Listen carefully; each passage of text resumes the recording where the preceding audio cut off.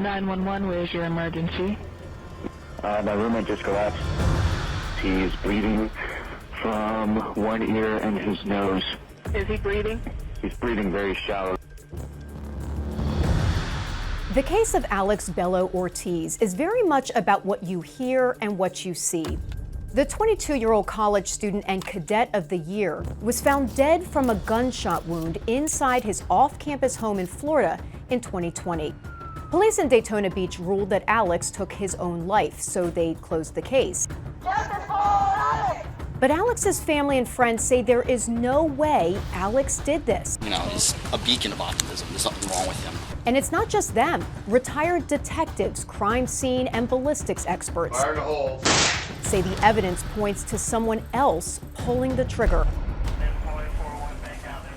2 people in a house alone. 1 ends up dead.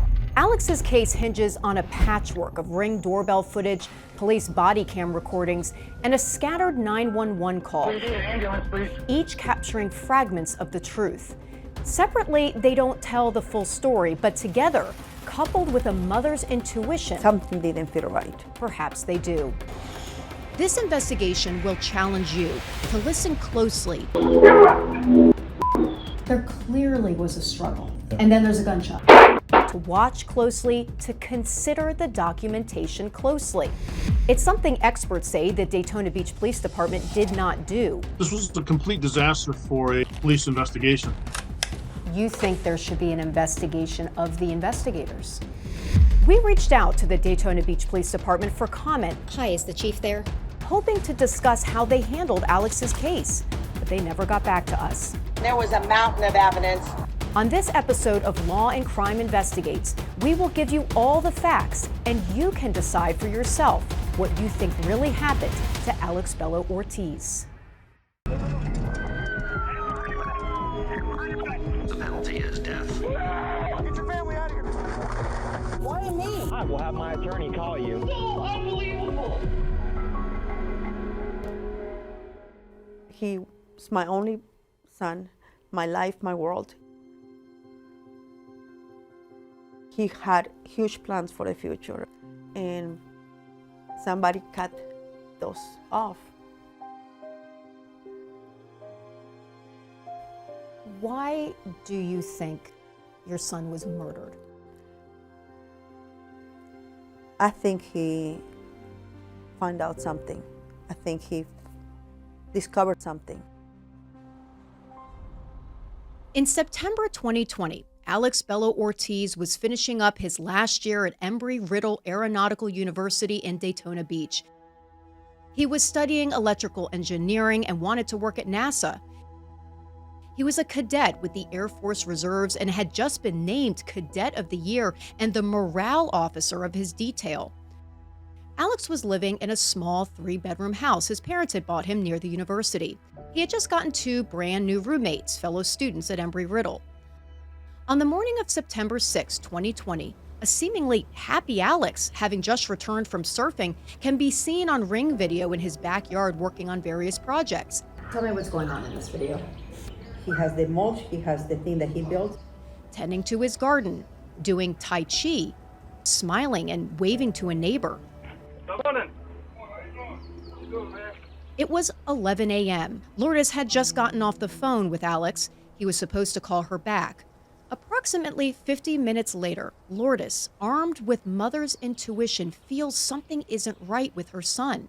She triggers the backyard Ring camera, which has a direct view of Alex's bedroom. She looks around and doesn't see anything, so she disconnects, but the Ring camera keeps recording. Moments later, at 11:55 a.m., a gunshot rings out. Almost 4 minutes later, at 11:59, Alex's roommate of 2 weeks, 22-year-old John Burlein, calls 911. 911, where's your emergency? My roommate just collapsed. He's bleeding from one ear and his nose. What was he doing before he became unconscious? He was cleaning. He is still breathing, correct? Yes. John is the only person in the house with Alex at the time of the gunshot. We know that because a Ring camera looking out the front window caught the other roommate, Robert, leaving for a run at 11:43. Robert returns at 12:02, 7 minutes after the shooting. He's surprised to find he can't open the front door.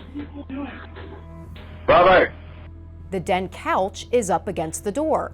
The Ring camera on the windowsill inside the house captures Robert having to push the door open. We can hear what happens next on the 911 call.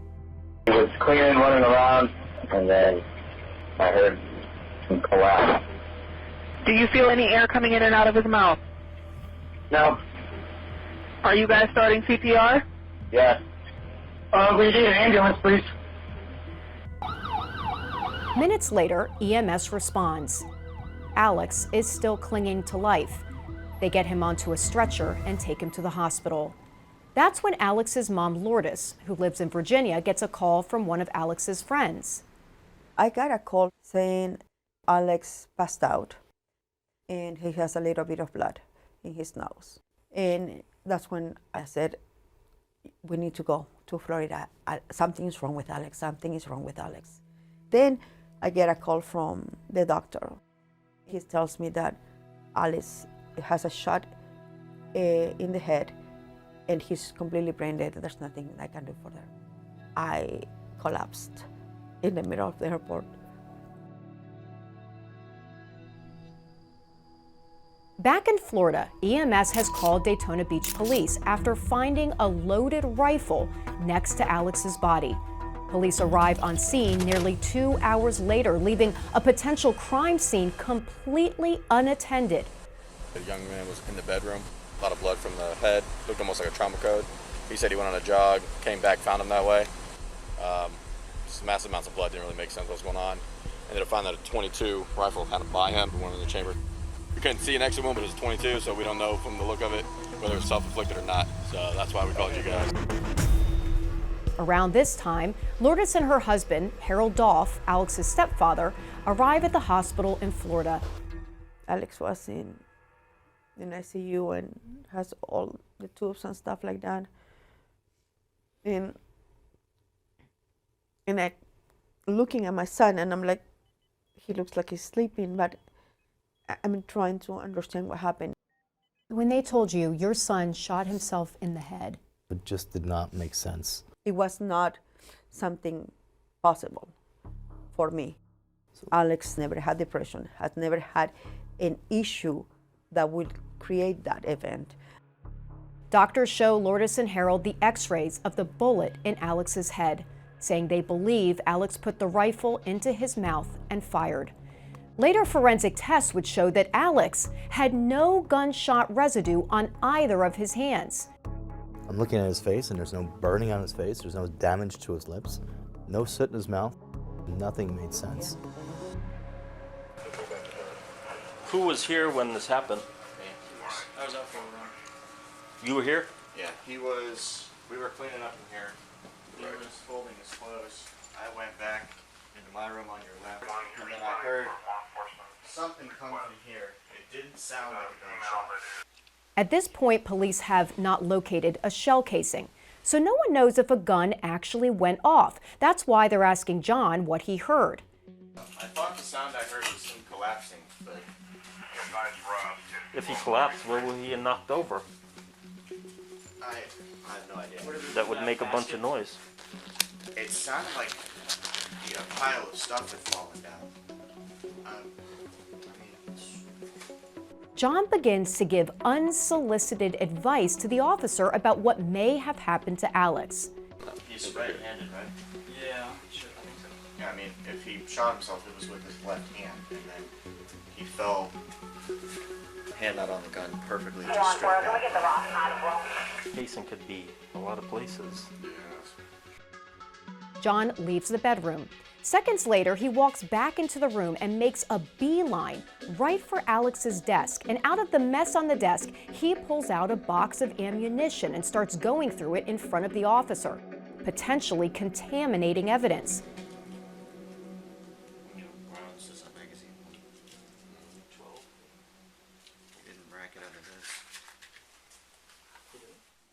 John throws the box of ammunition onto Alex's bed, and that's exactly where police take a picture of it as part of the crime scene photos. Crime scene photos are part of the official police record. They're meant to capture exactly how things were at the moment of death. But that box of ammunition, it wasn't on Alex's bed when the shooting happened. And that's not the only thing that's moved. Next time, it's the officer himself who moves things around. We'll get to that, but first, the officer goes to search for the shell casing. As the officer is looking in Alex's closet, his body cam catches something strange. A nearly perfect straight line of Alex's blood coming from Alex's bathroom before the large pool of blood. Police would never discuss that line of blood in their official investigation. They also would never mention a handprint on the wall near Alex's blood that can be seen in the crime scene photos. Why didn't police investigate those two potentially critical pieces of evidence? The puzzling police work continues on as the officer moves bags and blankets around in Alex's closet, tossing them right into the pool of Alex's blood, contaminating a potential crime scene. The officer eventually finds the shell casing in the closet. There it is. Oh, wow. I didn't hear that. Maybe it is what I heard. Did you hear the gun drop? Something falling over? Does he usually have this rifle out? He said it was disassembled, like last time we saw it. But it was laying on the floor here. Yeah, this was spun that way. Alex's roommate Robert is not the only one surprised that the rifle is fully assembled. Are you a roommate too? No, I'm a friend. Their friend, who arrives at the scene minutes later, is shocked. A gun? He has his 22. Oh, not assembled. It was.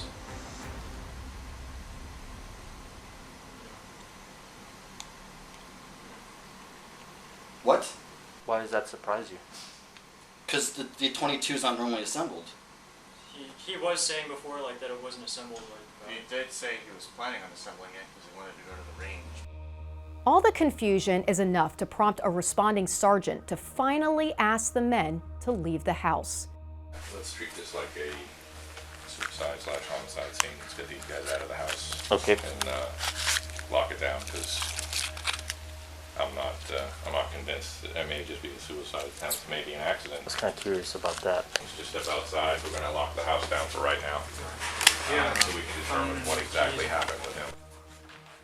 Outside, the officer asked the men how Alex had been acting lately.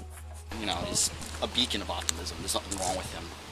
Always in a good mood. I've never seen him in a bad one, to be honest with you. I've known him for over a year now.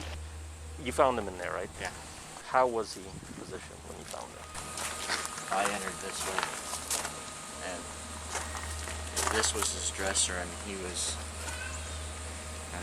8 inches from the dresser, about parallel to it. I don't know what his left hand was like. I remember his right arm was stuck underneath him, because I had to drag it out so I could move him, or I was going to move him on his side when his heart stopped. I had thought it was like just a BB gun or something. It was laying, almost perfectly next to him. I thought that he just, he did just fall next to it. And then I kind of shoved it a little bit out of the way. Not too much, but... Inside Alex's bedroom, the sergeant inspects the rifle. He notices something strange. I don't see any real blood on the end of the back.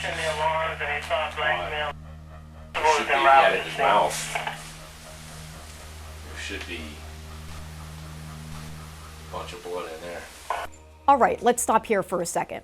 Look at where the rifle is, on top of a stack of plastic bins. That is not where it was when police first arrived. It's Policing 101, that in death investigations, no evidence should be moved anywhere. So how did the rifle get on top of the bins? The responding officer put it there. We watched him on his own body cam move the rifle, a potential murder weapon, around the crime scene 4 times, from the floor to the dresser, from the dresser back to the floor. 15 minutes later, from the floor back onto the dresser again. And that time, he takes a bullet which EMS had cleared from the weapon, and puts it back in the gun.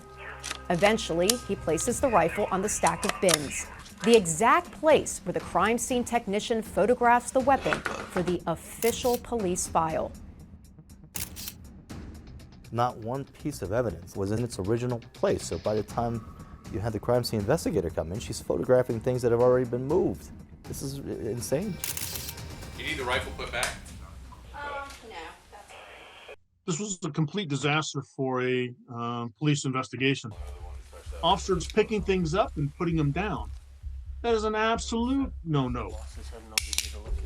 The only time you pick up anything is when you're going to collect it for evidence. Steve Chancellor is a crime scene analyst. As the former director of the cold case unit at the Mississippi Bureau of Investigations, he specializes in studying, teaching, and testifying on crime scenes. Alex's parents hire him to review the body cam. What was the first thing you noticed? There was no attempt to secure the scene. Every death should be looked at as a homicide until you can prove otherwise. Careful walking through the blood. Inside the crime scene itself, the bedroom, there was like 4 people. I saw John Burlein kneel down, search underneath the bed. They completely went against every crime scene protocol that you could think of. As a law enforcement professional for about 50 years now, I was embarrassed. This is a pickle. What do you think went down here? Never know what's going on. Yeah. Daytona Beach police are on scene for an hour and 40 minutes before wrapping it up. I had it as the report as attempted suicide. All right, I appreciate it. It's kind of a tough scene, but you did a good job. Yeah, a little, it's different for sure than the usual Right. that we do. That was definitely a lot more of an investigation. So. Police don't lock up the house. They leave it with John and Robert. They're tenants, not even the owners of the property. The owners are Lourdes and Harold. Around 11 o'clock that night, Harold, who has a background in law enforcement, decides he needs to get to the house to check things out for himself. Nothing is making sense, and evidence is critical. So you walk in the house. What is the first thing that you notice? As soon as we opened the door, cracked it open, just the smell of bleach and chlorine was was almost overwhelming. And as I'm walking in, I look over and the Ring camera's disassembled in sort of 2 pieces on the windowsill. That would be this camera. The one that sits on the windowsill shoots out the front window and captures the front door. Okay, so the Ring was Literally disassembled, so it was in 2 pieces. You're just in such shock. You're like, okay, noted, this is bizarre. We got to the bedroom and walk into a bedroom, pristine. It wasn't an ounce, the bed was made, nothing was disarray. Absolutely clear. No evidence of blood or anything. confused and questioning what he's seen. Harold returns to the hospital where he and Lourdes have to make the hardest decision of their lives, to let Alex go and donate his organs. That decision must have been, yeah. I don't even know if there's words to describe it, really. Yeah, it is. Yeah, it was not easy at all.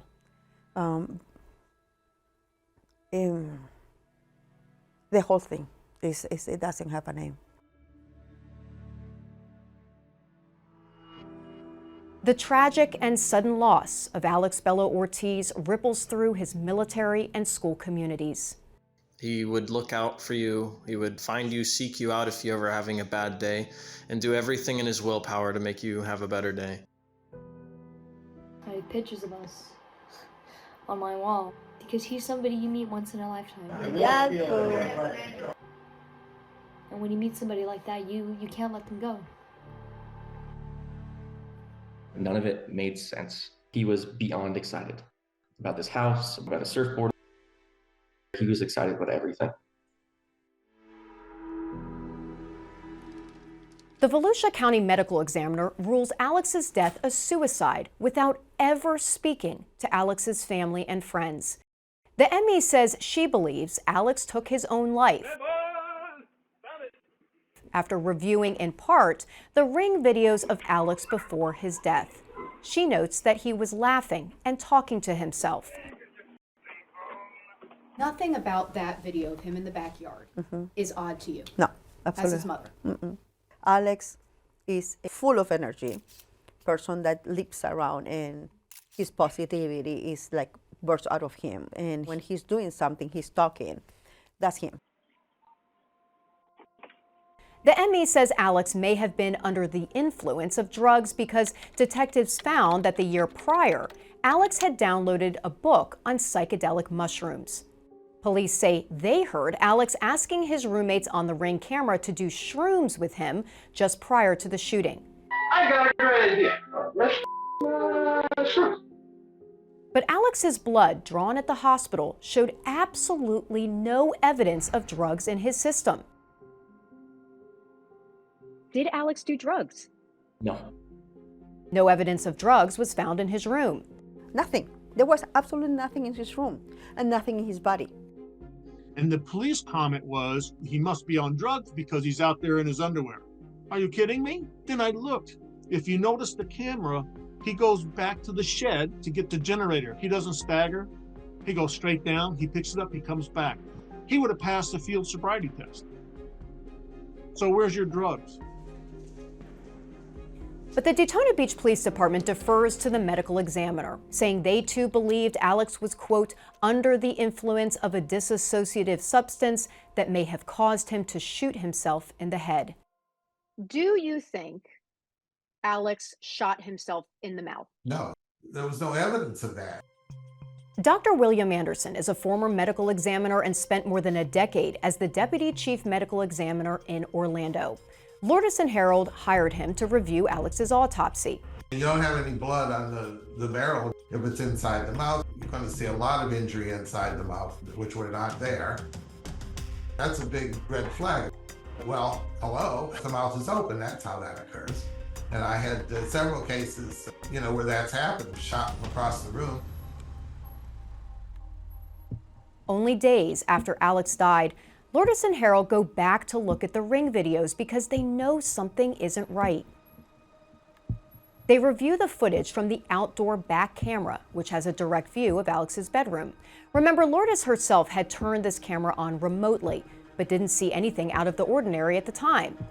Now that she and her husband are reviewing it together in light of their son's death, what they hear horrifies them. Before the shot, another voice, clearly another person.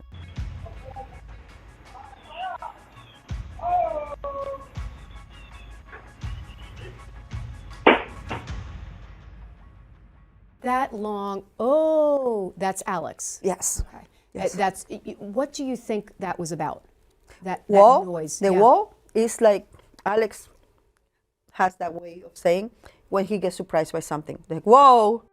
Then Lourdes and Harold review the Ring footage from the cameras at the front of the house, and something clicks.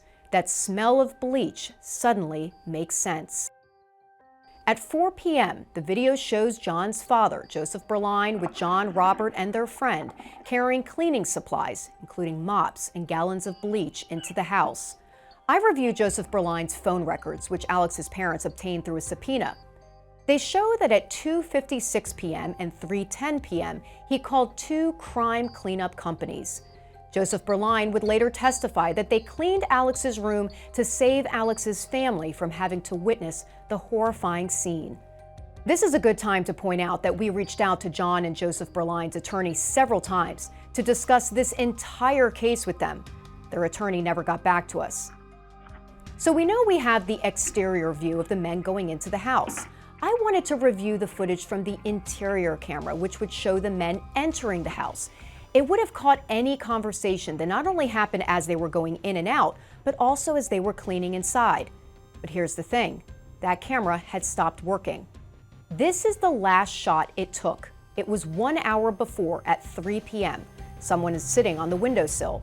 And remember, Harold says the Ring camera was in pieces on the windowsill when he arrived at the house much later that night. So, to me, it seems absolutely intentional that something like this had happened, to not capture conversation or whatever was going on inside that house. Realizing that the Ring videos may hold more clues, Lourdes and Harold go back to September 5th, the day before Alex was shot. At 3:30 in the morning, John and his friends can be seen leaving the house. Alex's parents suspect Alex had kicked the guys out because later, through a subpoena, they were able to find a text message from 2 hours before in which a friend asked Alex if he was, quote, kicking them out. I know Alex's character. He doesn't tell you to get out because he's a very welcome, unless there's something really, really wrong. It makes Lourdes think back to a conversation she had with Alex a few days prior. I call every day to him. We talk every day. So I call him and say, how you doing? It was a short call, but his voice was different. So I call him again and say, Papa, is everything okay? And he said, well, Mom, I might have to change one of my roommates. And I said, okay, but I don't want you to worry about it. I'll handle it. I'll take care of it. So we were piecing this together and saying there was something going on. Lourdes and Harold immediately turn all the videos over to police. Everything that we find in the house, we bring it to them, calling them every week. Did you get anything? Did you have anything? Lourdes says when police finally listened to the videos, which was months later, they say they didn't see or hear anything concerning. At any point did the police say to you, it was a suicide, stop pushing this? Oh, yes. Yes. Lourdes and Harold fight back, partnering with Mark Pucci, a retired NYPD detective and founder of the National Institute for Law and Justice, a nonprofit dedicated to providing free investigative services for families. You believe Alex was murdered? Absolutely. Pucci and Alex's parents pressure the Daytona Beach Police Department to send the audio out for enhancement. In the meantime, Lourdes and Harold have their own forensic audio examiner review the ring videos. The forensic analyst says she hears 2 male voices on the clip before the gunshot. This is what the analyst claims to hear in the video.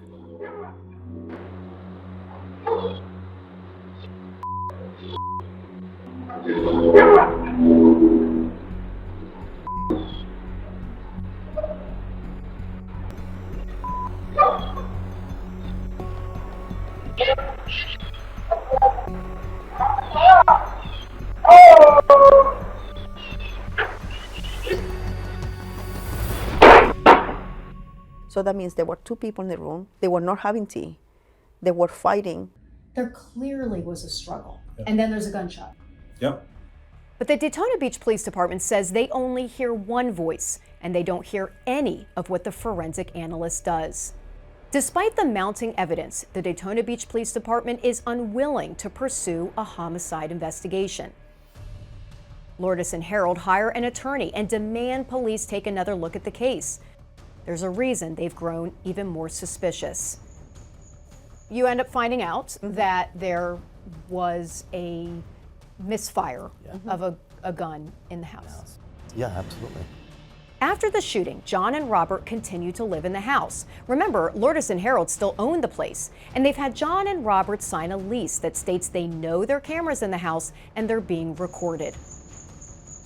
On July 15th, 2021, at 3 in the morning, 10 months after the death of Alex Bello-Ortiz, you can hear a conversation about someone accidentally firing off a gun inside the house.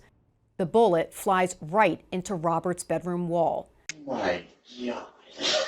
Dude, no way Robert doesn't notice that in the morning. I literally went, boom. And all I heard was, it took a second for it to register in my head. I understand why you don't conceal carry, but with alcohol, yes. We're not telling anyone about this. I shot a hole in the wall. And he literally says, just hang something on the wall or put a stick there. I went to hide before he gave John and Robert the keys, so we can't open the shed to get the paint to cover that. I mean, you gotta fill it first, but yeah, I mean with putty. So the strategy's gonna be, yeah, me and John got really drunk and we punched a hole in the wall with a pen. A year later, Lourdes and Harold are in the house and notice a strange piece of plaster on a hallway wall. They hire a ballistics technician to carefully tear it open, and lo and behold, he finds a bullet surrounded in plaster. Not only was it lodged in there, but there was a massive attempt to cover it up. Alex's family has had enough.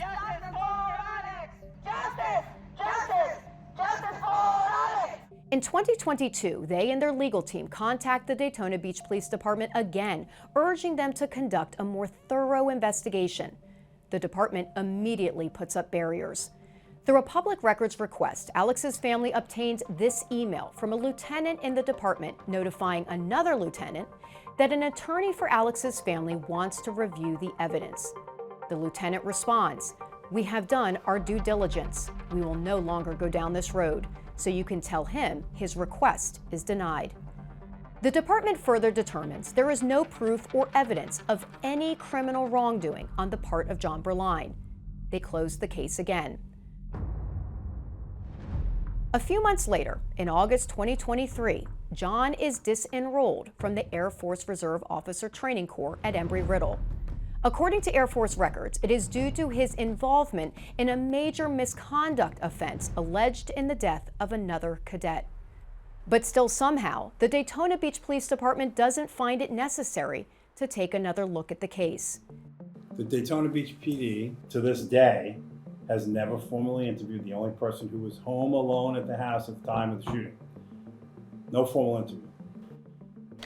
You know what else the police department has never done? Were Alex's fingerprints ever found on the gun? That's $1 million question. The department has never tested 5 fingerprint swabs taken from the rifle. It's still in the sealed envelope inside the evidence box. 5 separate DNA swabs from the trigger guard, the barrel, an unused round inside the magazine. Okay, so 5 DNA swabs. So those swabs have never been tested? Never. Till this day, never been tested. Daytona Beach Police say they don't think that's necessary. We know that because in 2021, the homicide detective on Alex's case wrote in an email to another member of the department that the rifle swabs were not sent for testing due to the fact that they were of no evidentiary value. So they were pertinent enough to collect DNA evidence, but not test it? This could be a critical point of evidence, and it's not being done. Lourdes and Harold decide the only way they can get this evidence really looked at is by a jury.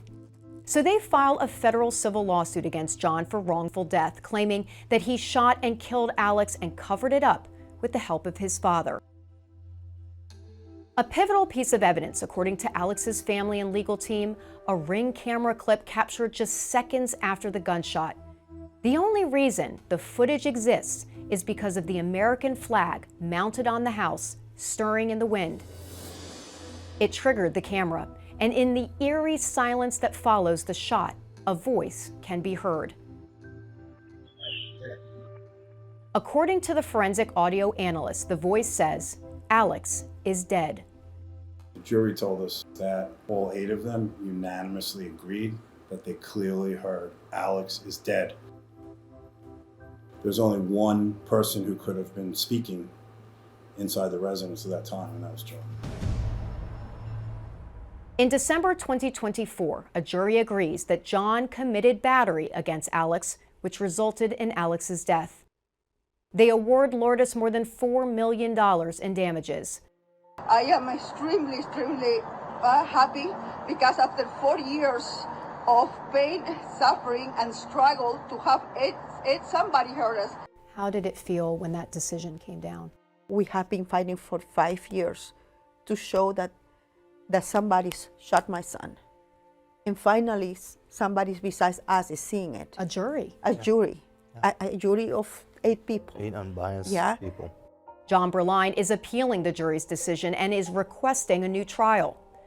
Following the verdict, the police department releases a statement saying the Volusia County Medical Examiner is solely responsible for determining Alex's cause of death. The department says, "We acknowledge that the crime scene was not preserved as promptly as it should have been, and this is a procedural shortcoming we regret. However, this did not affect the determination by the medical examiner regarding the manner of death."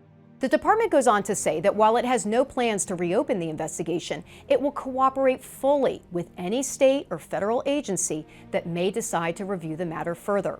And that's what Alex's family and friends are looking for an outside law enforcement agency to get involved and investigate how the Daytona Beach Police Department handled the case. We need to figure out what happened with the investigation. We need to figure out where Daytona police went wrong. They did such a horrible job of handling this investigation.